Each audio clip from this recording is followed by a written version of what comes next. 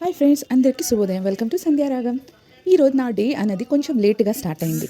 ఎందుకంటే ఇక్కడ ఫుల్ హైదరాబాద్లో వర్షాలు పడుతున్నాయి. అందుకని నేను 8:30కి సుబ్రహ్మణ్య స్వామి అభిషేకానికి వెళ్దామని కొంచెం లేటుగా లేచి ఇంటి కార్యక్రమాలన్నీ పూర్తి చేసుకొని ఇంట్లో పూజ చేసుకొని లైట్గా వర్షం పడుతున్నా సరే నేను టెంపుల్కి స్టార్ట్ అయ్యి సుబ్రహ్మణ్య స్వామి అభిషేకంలో పాల్గొన్నాను. వర్షం కారణంగా కొంచెం తక్కువ మంది అభిషేకాల్లో పాల్గొన్నారు. అయినప్పటికీ పంతులు గారు గోత్రనామాలతో సుబ్రహ్మణ్య అష్టోత్తర శతనామావళితో చాలా మంత్రాలు చెప్పుతూ అభిషేకాన్ని జరిపించారు. ఈ మంగళవారం అన్నది శ్రావణ మాసంలో లాస్ట్ మంగళవారం. ఎర్లీ మార్నింగ్ ఆంజనేయ స్వామి అభిషేకం అలాగే శివయ్య అభిషేకంకి రావాలి అనుకున్నా వెళ్ళలేకపోయాను, ఎందుకంటే వర్షం పడుతుంది కారణంగా. సో అభిషేకం అయిన తర్వాత ధూపదీప నైవేద్యాలతో పూజించి వస్త్రాలంకరణ పూలతో అలంకరించిన తర్వాత హారతినిచ్చారు. సో 8:30కి స్టార్ట్ అయిన అభిషేకం కంప్లీట్ అయ్యేటప్పటికి 9:45, 9:50 అయిపోయింది. ఇంకొక 10 మినిట్స్లో కుంకుమార్చన మొదలవుతుంది. అందుకని నేను ఇంటికి వెళ్లకుండా కుంకుమార్చనలో పాల్గొనాలని అక్కడే వెయిట్ చేశాను.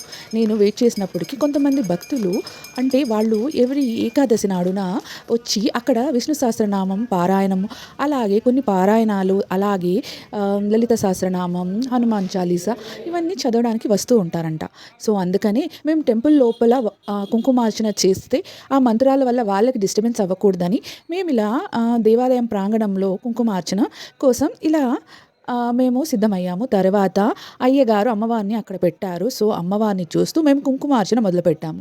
సో కుంకుమార్చన కంప్లీట్ అయ్యేసరికి 11:15 అయిపోయింది. అప్పటికి ఇంకా వాళ్ళు విష్ణు సహస్రనామం దేవాలయం లోపల చదువుతూ ఉన్నారు.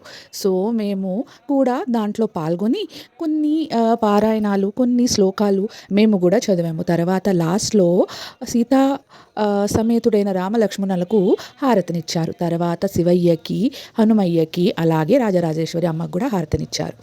ఇలా ఇంకా కొన్ని డేస్ బ్యాలెన్స్ ఉన్నాయి.